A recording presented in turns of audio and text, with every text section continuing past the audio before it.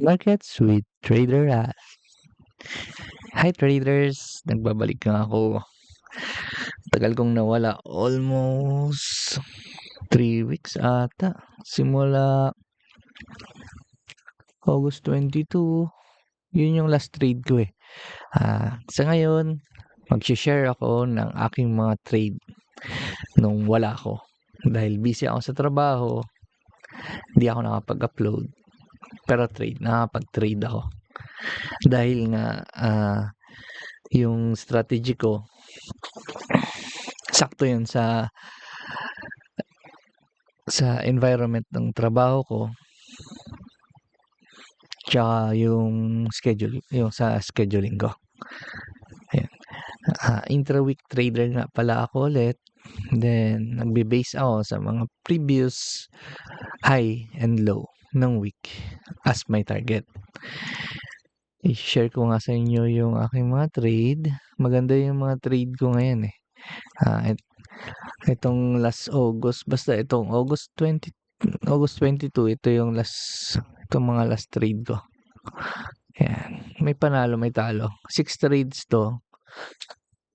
Then, itong week na to, may 3 akong trade. Isang panalo, isang talo, isang running. Ayan. Tsaka yung coin lang na binabantayan kong ay BTC tsaka ETH, Ethereum. Then, perpetual. Ang strategy ko ay by open of the week, titingnan ko yung price action niya.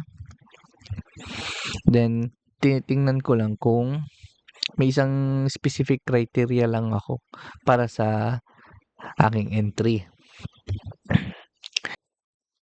Sa start ng week, pag open ng week, titingnan ko yung price action kung moving ba siya ng trending ba siya. Then, inaantay ko ito mag-reverse. Yeah. Pag nag-reverse siya, using yung breaker block, sa ICT to, yung term na to, ICT, using the breaker block dito, itong breaker block na yan, dyan yung entry area ko.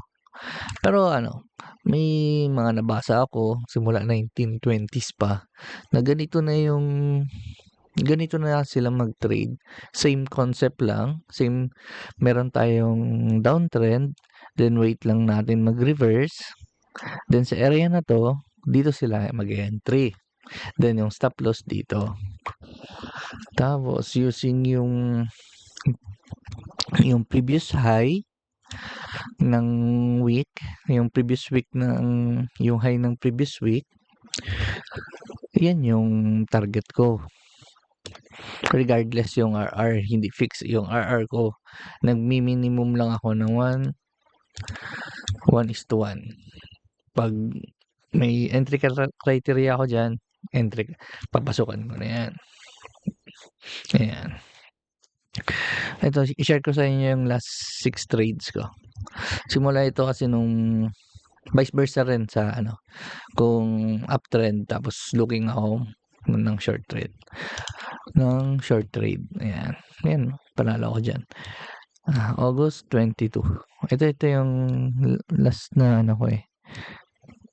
Ayan, itong week na to.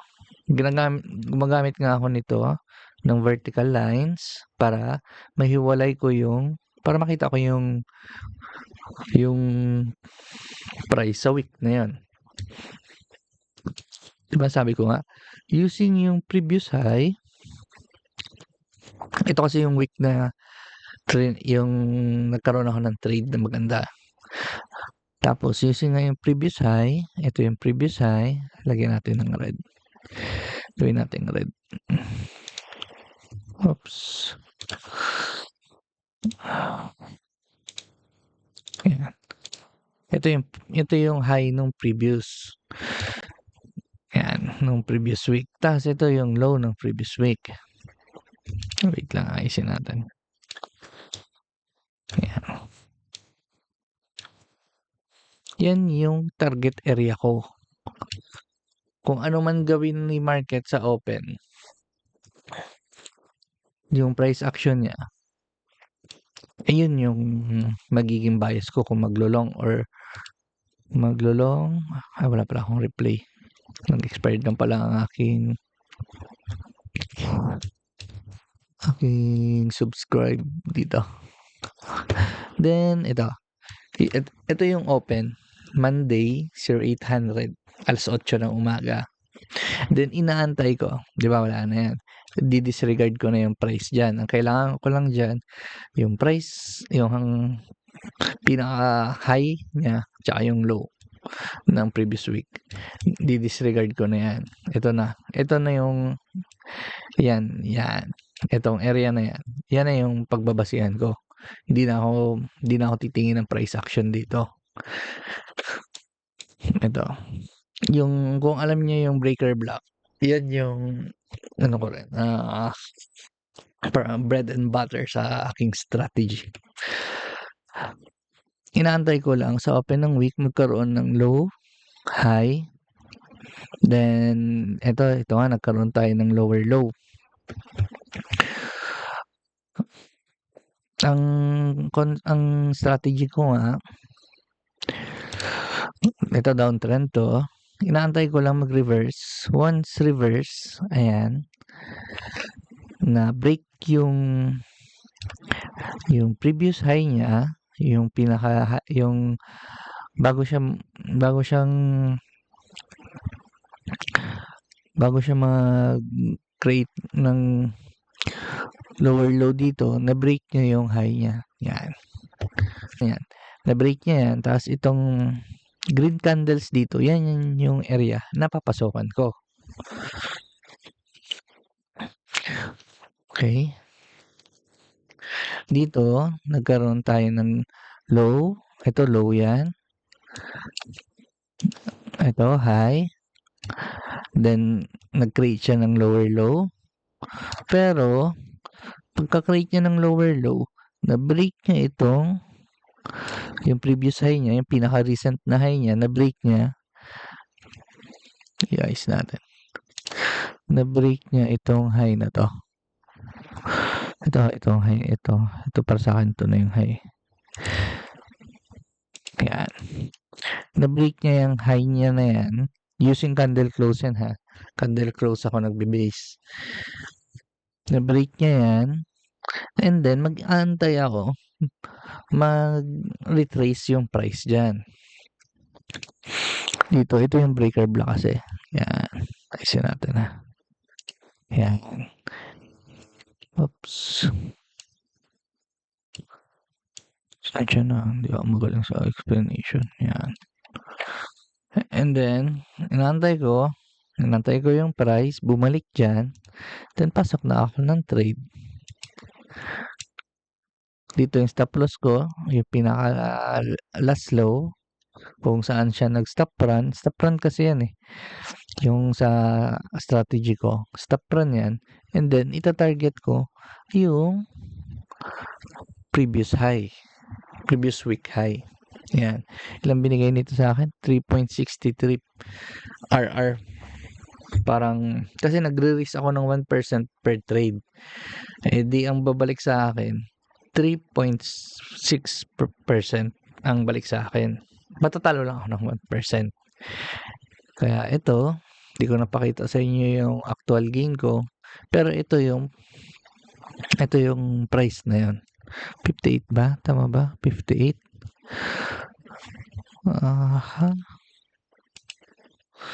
58, 678. Hindi. Ito pala ang pinasukan kong area. Ayan. Diyan. 769. Ayan. Ito pala ang pinasukan ko. Sorry.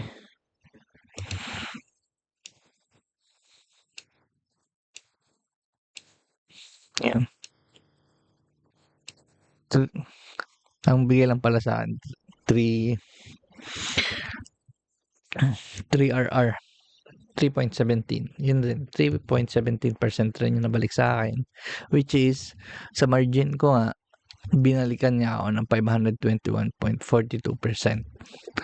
'Di ba? Laki na 'yon. Ano 'yan, yung trade ko hindi ko 'yan siya iko-close kahit anong mangyari dito. Basta hindi siya umabot dito sa next week na Monday ng 0,800. Hinayaan ko lang. Hinayaan ko lang mag-flow yung price hanggang ma-reach niya yung target. Ayun nga, na-reach niya yung target dito nung araw to. Nung Saturday. 'Di ba?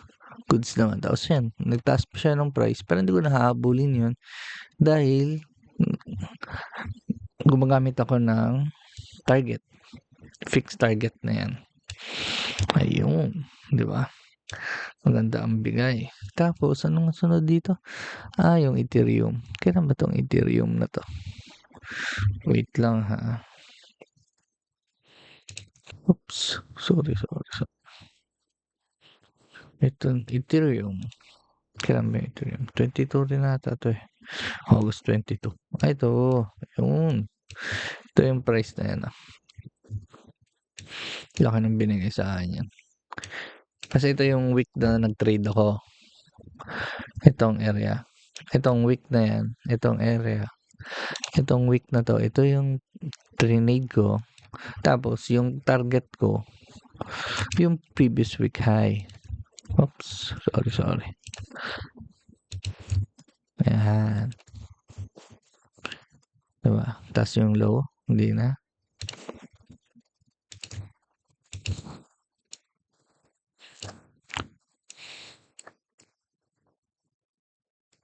Tensya na, hindi ako magaling mag-explain. Yan, nyo na lang. Pero kung siguro nag-aaral kayo, happy ako kayo ng aral, magagets nyo yung breaker, ICT yun, ICT, yung breaker block, yun yung strategy ko. Tapos, using yung 1 week candle, previous ng 1 week candle. Yung mga extremes niya.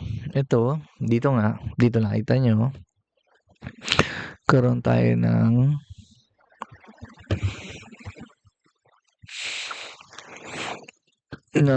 ito yung opening ng price.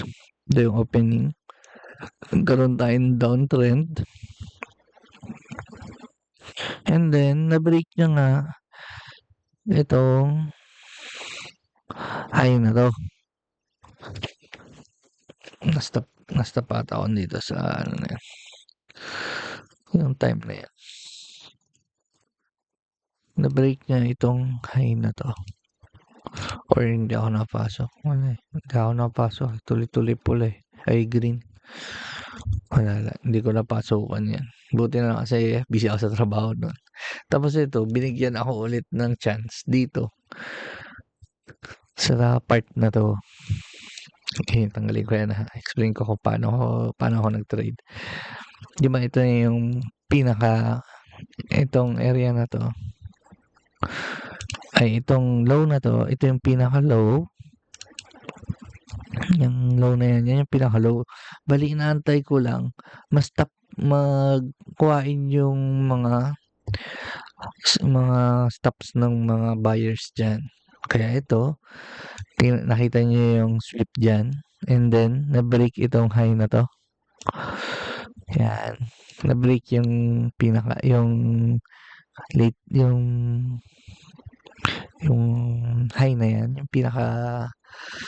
Yung pinakabagong high, bago itong sweep na yan. Na-break niya yan. Then, pagka-break niya yan, ipa-plot ko yung breaker ko. Wait. Pag-plot ko ng breaker ko, entry ako dyan. Pag-entry ko, and then, stop-loss ko dito. Ayan. Tapos target ko yan. 3.45%. Ito ang binigay sa akin. Sa margin ko, binalikan niya ako ng 751.71%. Which is 3% ng puhunan ko. Diba? Ayan. Ganun lang yung aking strategy. Madami yan. Bali, Itong simula August 22 yung nawala ako. Basta yung August 19 itong week na 'to. Wait lang, ayusin natin. Itong August 19 dito ako nag-umpisa na busy sa trabaho. Kaya wala talagang upload ng videos, pati yung mga shorts ko hindi rin ako naka-upload. Ayan. Pero nakakapag-trade ako. Ang dami ko nakukuhang trade. Ang dami kong panalo. Ang panalo ko 1, 2, isang talo, tatlong panalo na. Ito pangalawang talo. Then ito yung pinaka-latest, yung as of now malaki yung PNL percent na nabigay sa akin itong week na to. 830. Oops, wait. Yan. Kita niyo yung trade ko na yan. Nag-base lang ako dito sa open. Sa price niya sa open. May low tayo dito. Itong 0800, nagkaroon tayo ng low dito. Then nakaproduce siya ng high. And then stop run niya. Pag stop run niya, nag-shift tayo, nag-reverse, na-break niya. Pag break niya, using candle close, pumasok ako sa breaker area. Dito, yung pinaka-top na. Then stop loss ko dito. Ang nipis ng stop loss ko dito, binigyan ako ni market ng 7.25 RR dito. Which is 830%. Ayun. Tapos ngayon, ito running yung Ethereum ko. Yun nga. Siguro yung pera nandun kay Bitcoin ngayon, kaya sa kanya nagfo-flow. Tignan nyo. Ang ganda. Ang ganda tingnan. 7.25 RR. Laking percent yun. Tapos kung nagre-risk ka ng 2%, di 14% may babalik sa'yo. Pero ako 1% lang. Ito, nandito tayo sa Ethereum.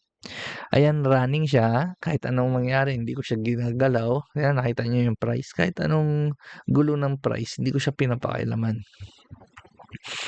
Inaantay ko lang mag-close yung week na yun para ma-close ko na rin yung trade ko. Kasi hindi ko nakahabulin ito. Dahil panibagong idea, panibagong setup ang ibibigay ulit sa akin ni market. Ayan. Running siya ngayon. Which is, na-stop loss nga ako eh. Dito, na-stop loss ba ako dito? Hindi ko alam kung saan ako na-stop loss. Basta na-stop loss ako ulit. Itong part ata na to. Na-stop loss ako dito. Tapos yun, syempre, pag may setup ka, pasok ka lang ulit. Pang-pitong trade ko yan. Yan. Pang-pitong trade ko simula nung nawala ako. Eto, running siya, running. Sana kahit matapos yung week, ano pa rin tayo. Green pa rin yung PNL natin dito. Yan. Okay. Ayun lang. Kita tayo ulit sa next episode ng Markets with Trader Al. Thank you.